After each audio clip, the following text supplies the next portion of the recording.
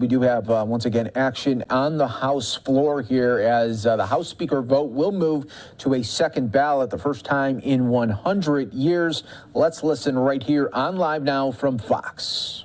The procedure used by the House in 1923 and recorded in Canon's Precedents, Volume 6, Section 24, the clerk is prepared to direct the reading clerk to call a roll anew. For what purpose does the gentleman from Ohio seek recognition? I rise to nominate Kevin McCarthy for Speaker of the House. All those recognized.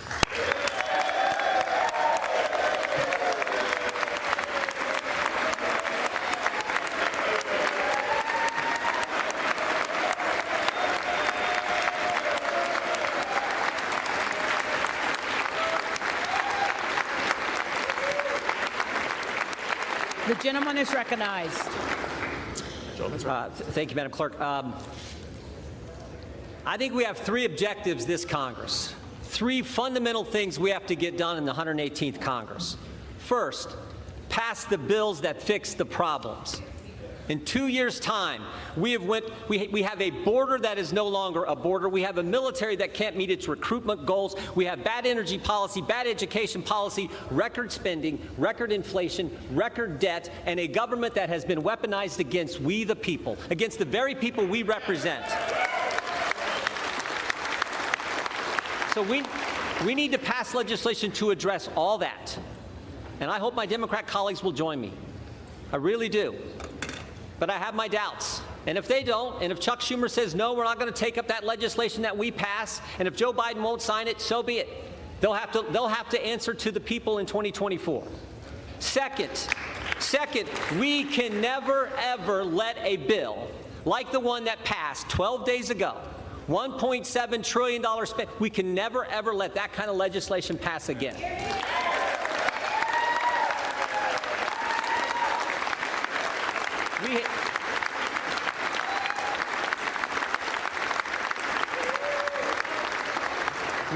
We have to pass a budget that makes sense, that's good common sense, then do the 12 appropriation bills that recognize it's the people's money, not ours, and send it to the Senate, and then stand firm on that legislation. And again, if they won't take it up and Joe Biden won't sign it, we can stand firm on a CR or something. We can have that fight, but we are not going to have what took place a week and a half ago ever happen again. And then finally, third, and this is important, we got to do the oversight, do the investigations.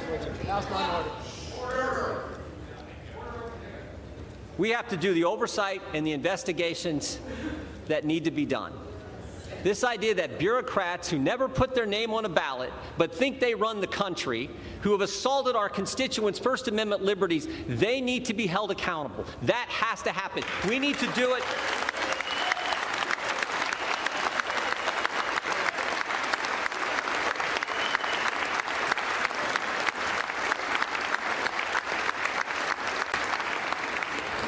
We need to do it in a way that's consistent with the Constitution, but we need to do it vigorously and aggressively. That is part of our duty as members of this body. To my friends here on this side of the aisle, I would just say this. The differences we may have, the differences between Joyce and Jordan or Biggs and Bacon, they pale in comparison to the differences between us and the left, which now unfortunately controls the other party. So we had better come together and fight for these key things, these three things. That's what the people want us to do. And I think Kevin McCarthy is the right guy to lead us. I really do, or I wouldn't be standing up here giving this speech. I came in with Kevin.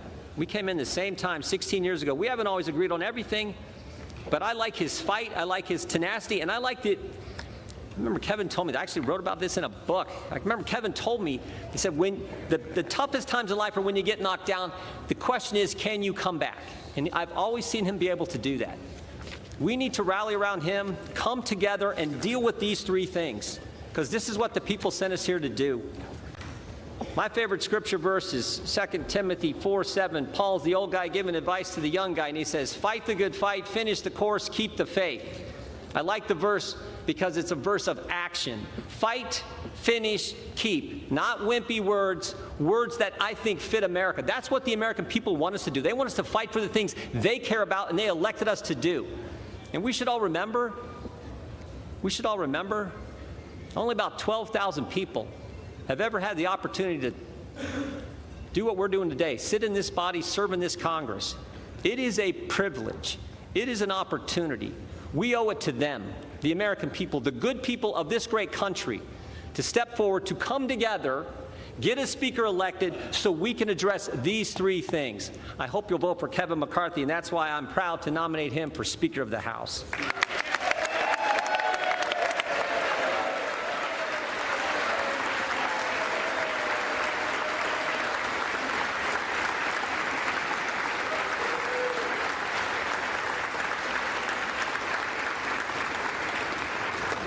For what purpose does the gentleman from California rise?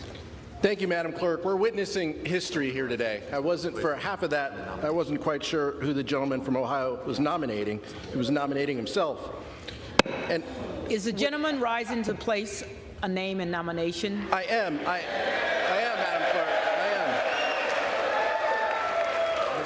am. I'd just like to be afforded the same opportunity that the gentleman from Ohio took, Madam Clerk. Consider all that's happened. The last time an election for Speaker went to a second ballot, Leader Jeffries' beloved New York Yankees had not yet won a World Series. Consider all that's happened since then. The work that the body has entertained, the work that we've done for the people over that time. We are unified behind a Speaker who will continue that progress despite the chaos on the other side, Madam Clerk. We are going to stay here to get this done. We are unified, and we are all going to support Hakeem Jeffries for Speaker. The lead vote getter in the last ballot. Madam Clerk, as chair of the Democratic Caucus, I'm directed by the vote of the caucus to present for election to the office of Speaker of the House of Representatives for the 118th Congress the name of the Honorable Hakeem Jeffries, the representative-elect for the state of New York, once again, and we will be unified once again in our support for him.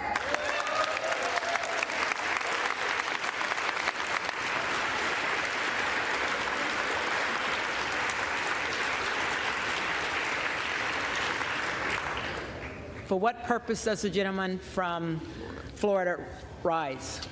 To nominate a candidate for Speaker of the House. The gentleman is recognized. Well, sometimes we have to do jobs that we don't really want to do. And sometimes we have to do jobs that we are called to do. And so, my colleagues, I rise to nominate the most talented, hardest working member of the Republican Conference who just gave a speech with more vision than we have ever heard from the alternative. I'm nominating Jim Jordan. Jim Jordan is humble, perhaps today, humble to a fault. Maybe the right person for the job of Speaker of the House isn't someone who wants it so bad. Maybe the right person for the job of Speaker of the House isn't someone who has sold shares of themselves for more than a decade to get it. Maybe Jim Jordan is the right person for Speaker of the House because he is not beholden to the lobbyists and special interests who have corrupted this place and corrupted this nation under the leadership of both Republicans and Democrats. Maybe Jim Jordan would be the right person for Speaker of the House because he wouldn't fight us when we try to get a term limits bill on the floor. Maybe Jim Jordan would be the right person because he wouldn't fight us when we try to put a balanced budget on the floor and vote for it. And maybe Jim Jordan is the right person because he would endorse the plan that was built by the Texas delegation to finally secure our border.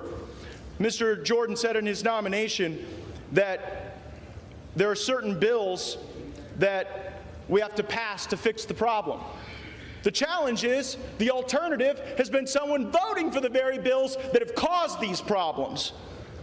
Mr. Jordan says that we cannot accept legislation like the omnibus, and I fully agree. And if Jim Jordan were Speaker of the House, if he were the leader of the Republican team, we wouldn't have That circumstance choking the economy of our country, increasing inflation, and diminishing the prospects of a better life for our fellow Americans. And finally, Mr. Jordan said we must engage in rigorous oversight. Every one of my Republican colleagues knows that the person who can lead that oversight effort, who works on it every day, who has the skill and the talent and the will, is Jim Jordan. I'm nominating him, and I'm voting for him.